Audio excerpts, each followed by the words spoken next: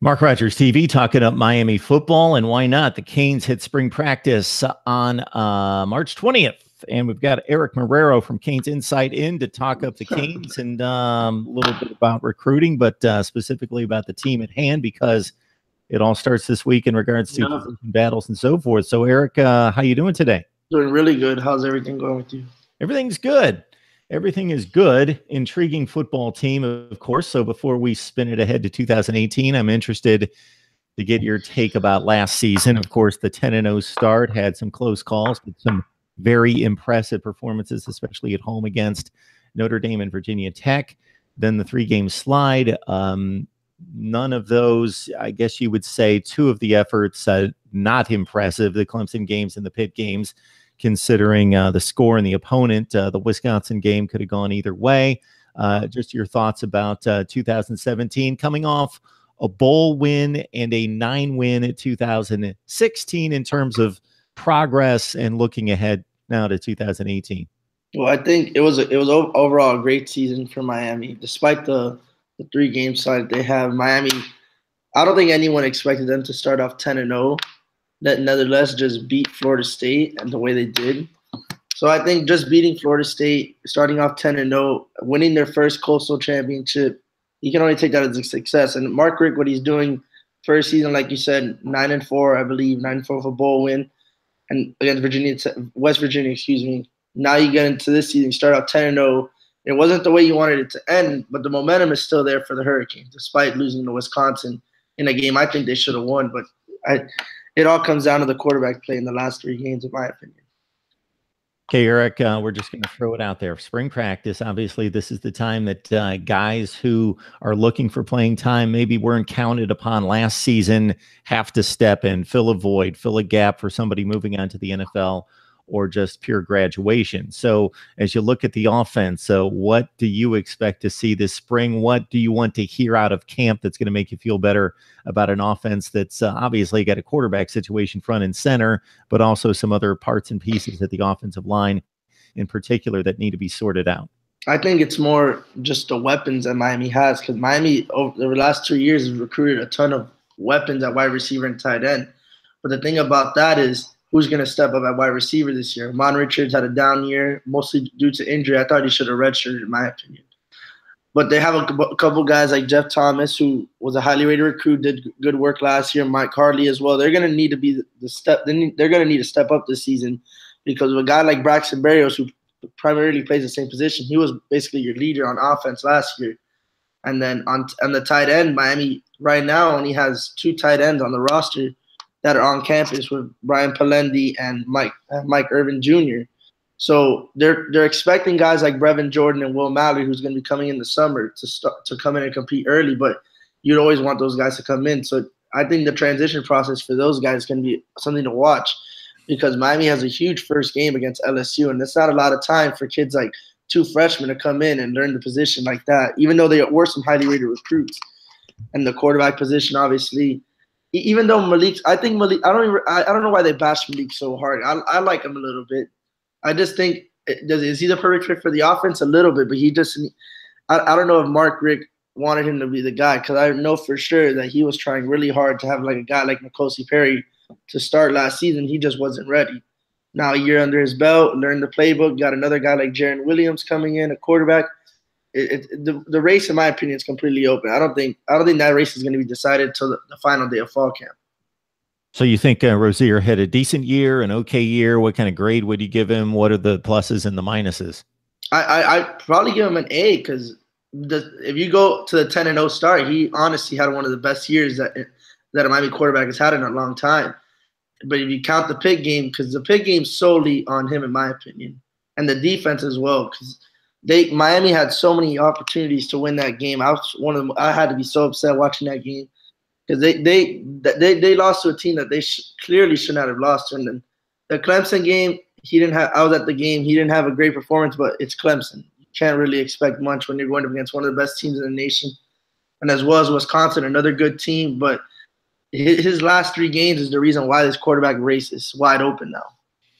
So I would think against Clemson in the ACC championship game, they were a big underdog. It was double digits, something in that range, about 10 points. So that's what I would have expected them to go out. If they would have had a hard-fought 28-17 loss and the offense would have had a pulse and they wouldn't have been blown out of the water in the first half, I would think that would be the expectation. So the loss isn't necessarily alarming in that game to me. It's the going out there and getting blown out, not competing. The Wisconsin game, getting blasted in the passing game, I would think would be a little concerning and alarming as well.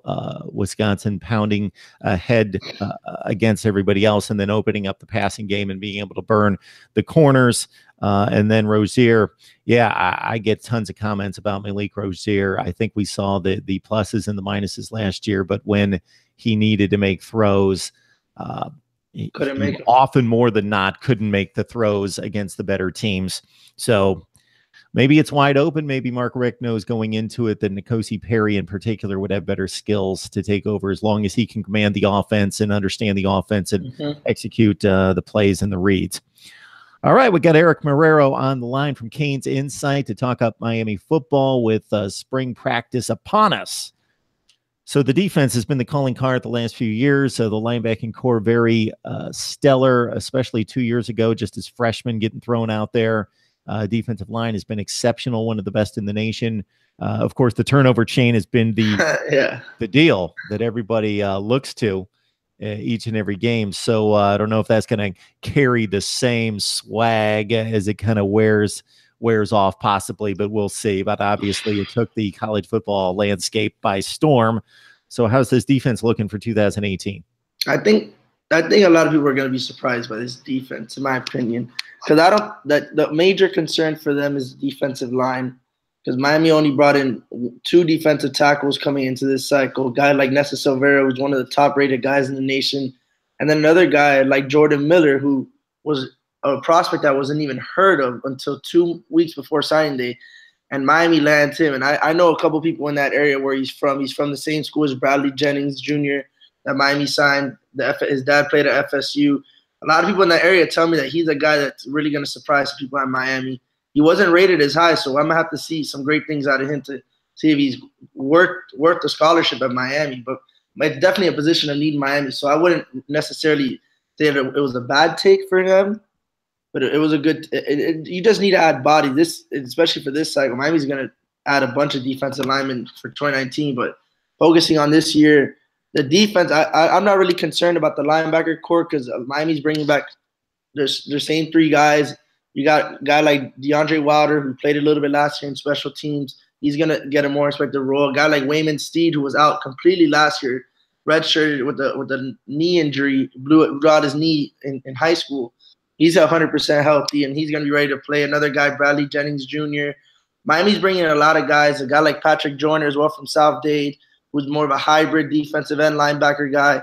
Miami's done a good job recruiting the last couple of years at that position because they know this is probably the last year for that big Bermuda Triangle in the middle. Because most of those guys, I could see a guy like Shaq Quarterman and Mike Pinkney going first, second round. Zach McLeod's another guy who's really good, and then the position I think that's going to surprise a lot of people this year is going to be the secondary, because Miami brought in a lot of top talent in the secondary. You lose a guy like Josh Jobe to Alabama. That I don't think it hurts that much because Miami gets a guy like Gervin Hall, who I think's easily one of the top 3 best safeties in the nation coming in. A guy like Vandy, who's coming back, went to my high school. He's another good guy they have.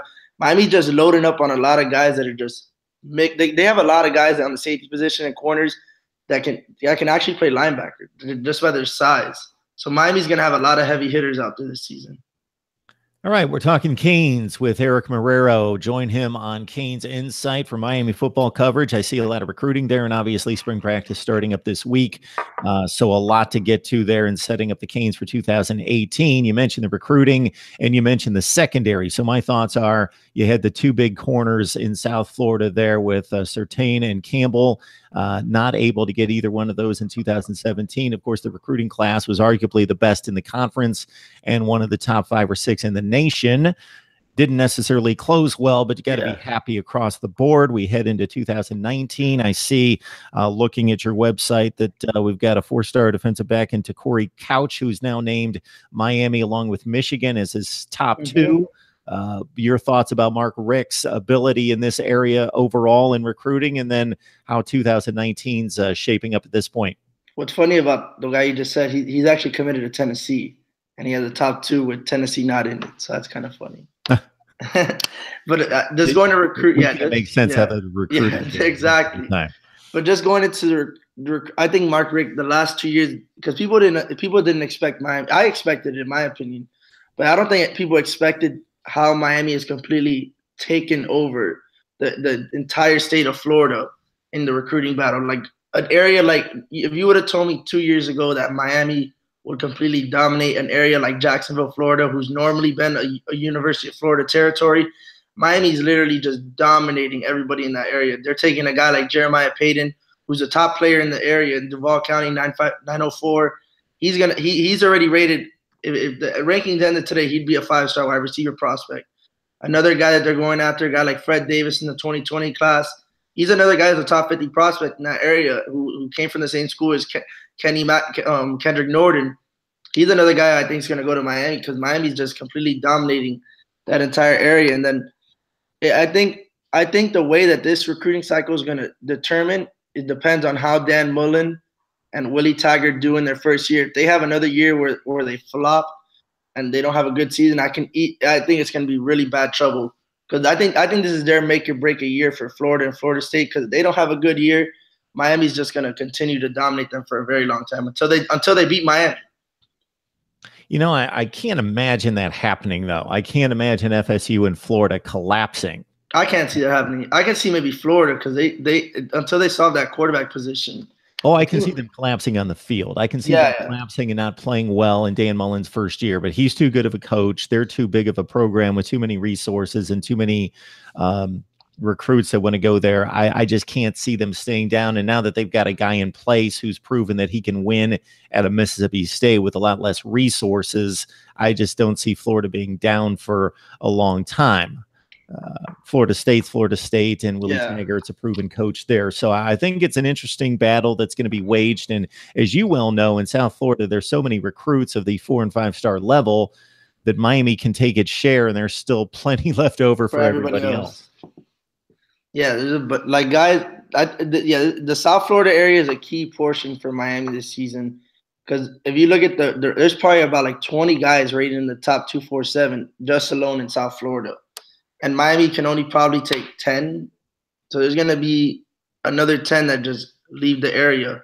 Guys like, I think Miami's top targets for this class are going to be the 2 kids out of South Dade. One's already a 5-star, Frank Ladson, who I've seen the last 2 years go from a guy that couldn't catch a ball to a guy who's the number 2 wide receiver in the nation now. And another kid like Tyreek Stevenson, his teammate, who I think is the best overall prospect in the nation coming up. It's going to be Florida. He was committed to Florida at one point, but it's going to be a Miami, Clemson, and Georgia battle throughout the way for him and guys like that.